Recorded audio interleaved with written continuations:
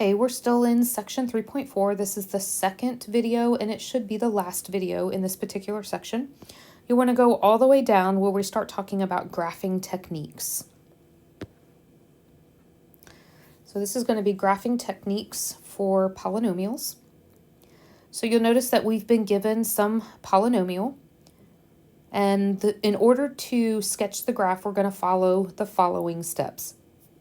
Step number 1. Find the real zeros. Now we've given you several different ways to do this. You will be asked to show your work on this. So this is not just something that you're going to pull out your calculator and find the zeros. So find your zeros and draw them. Secondly, you'll want to find your y-intercepts and draw them. Remember, you do this by letting x equal 0 and you solve. And then thirdly, you're going to use several different things. You're going to use your end behavior, use your multiplicities. Remember, multiplicities talk to you about bouncing and breaking through the x-axis. And also use your intercepts that you've already drawn to connect the dots. All right, so let's work through a question from beginning to end. And I tried to map it out for you so you can follow the same process when you're working on these on your own. So the very first thing that we want to do is we want to find our real zeros. And we do this by using possibles, the possible zeros that we talked about back in section 3.3. And so what we're going to do here, remember, we're going to use the factors of the constant and divide the factors of the leading coefficient. And so in doing that, we're going to have a positive negative 1 over 1 and a positive negative 1 over 2. And then we'll also have a positive negative 2 over 1. I don't need to write the 2 over 2. Positive negative 3 over 1, positive negative 3 over 2. And lastly, positive negative 6 over 1. I don't need the 6 over 2 because I already have that one. And then what we're going to do is we're going to graph to try to match our graph to the possibles. Now I've actually just graphed and taken a screenshot so that we can take a look. And you want to look at your graph and try to match your zeros. Don't even go to second trace or anything official. Just use your eyeballs and look and see if any of these look like it might work. And I notice that it appears that x equals negative 3 might be a good one to try. And there's a match on my list here. So let's go try x equals negative 3.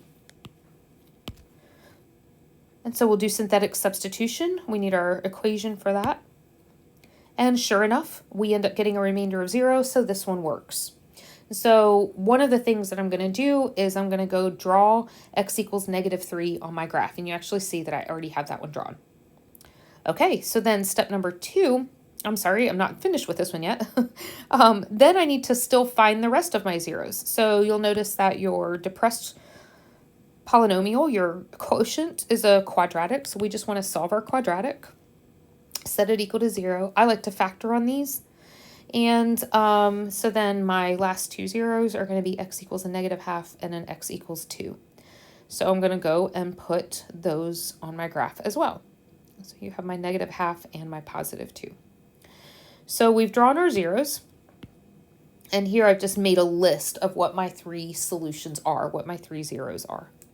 All right, now let's go to step number 2 and let's find our y-intercept. So you remember this is where we're going to make all of our x's equal to 0.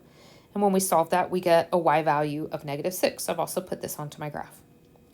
Now, end behavior, remember we're looking at two things. We're looking at, there we go, we're looking at the degree, which is odd, and we're looking at the leading coefficient, which is positive. So since this is my end behavior, I know that this is what it's going to look like. So I'm starting my graph at the bottom and I'm ending at the top. All of my multiplicities are 1. So remember that the way that you know this is that you didn't have any zeros that are duplicates. No zeros are duplicates. You didn't have any factors. There's 2 of my factors. My third factor I didn't write down, but it would have been x plus 3. None of my factors had a power bigger than 1. So all of my multiplicities then are equal to 1. And remember that that means that all of my zeros, all of the x-intercepts are going to be breakers. All right, so now all I'm going to do is put this all together And I'll draw my graph. I'm starting at the bottom. I'm going to break through my first 0. Then I'm going to come back and I'm going to break through my second 0. Notice I want to hit my y-intercept. Honestly, I don't know how far down to go. I don't know how far up to go. But all I really care about is two things. First of all, I care about the behavior around the x's. Is that correct? And then the second thing I care about, the end behavior. Am I starting at the bottom? Am I ending up at the top? Both of those I care about. For the time being, don't worry, later we'll care, but for the time being, I don't really care about whether or not your maximum there and your minimum here is correct. I'm just not worried about that quite yet. All right, some relationships among x-intercepts, zeros, and solutions. First of all, if you have a polynomial and you know that this coordinate C0 is an intercept, then you also know that C is a 0 of your function. You can say C is a solution of your function equaling 0. And then thirdly, you can say that x minus C is a factor of your function. Now let's take a look at another example here, example number 4. This one's going to deal with multiplicity, so we'll get to practice that just a tad longer. So when I look at this particular function, it's already factored for me, which is quite nice. And so my zeros then, my first 0 is going to be x equals -2. And I get that from this particular part of my factors. My multiplicity on this is going to be a multiplicity of 3.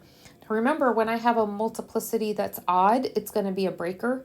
And since it is bigger than 1, it's going to be a slow breaker. Kind of going to flatten out around the x-axis. My next 0 is going to be x equals 1. I have 2 of those, so my multiplicity is 2, which is going to cause this guy to be a bouncer. So you'll notice that on my graph, I've already drawn my x equals -2 and my x equals 1. Now let's go find y-intercepts. So you're going to set all of your x's equal to 0 and solve. It's going to give you 8, so we have the coordinate 0, 8 as my y-intercept. Now, the degree. Take a look up here. The degree in this case is not the highest power. Imagine that you foiled all of this out and got a big old long statement, equation. Your leading term would actually be x to the 5th power, because you would have your x cubed times your x squared, and that's going to be an x to the 5th power. So the degree of this then is going to be 5. My leading coefficient, notice, is positive because I just have 1s out in front. So since my leading coefficient is positive and my degree is odd, my end behavior is going to look like this, and I've already got my arrows drawn on my graph. We're going to use our multiplicities then for our bouncers and breakers. So I'm going to start down here at the bottom. I'm going to come up to my first 0, and I'm going to break through my first 0 slowly. So notice that I'm evening off around it. I've got to go up and hit that y-intercept. And then I have to come back down to the next 0. And I've got to bounce off of it. Oops, I kind of missed that one, didn't I? Let's try that again. I'm bouncing off, and I'm going to come back up. And this little piece here, get rid of that. And so then if you were to graph this in your calculator, you're going to get something that looks pretty similar to that. Now, sometimes you're only asked for approximations of real zeros, and if you are asked for an approximation of a zero, then all you need to do is graph this in the calculator. So you're just simply going to put this into the calculator and find zeros under second trace and option number 2, finding zeros. We've done this on multiple occasions, so I'm not going to walk you through on this one. You would want to go back to some of my other videos to take a look at this. But the 3 zeros for this one, go ahead and pause the video, see if you get the same thing, but the 3 zeros that you would find for this one. And I personally rounded to the nearest hundredths on each one of those, are as you see there on the screen.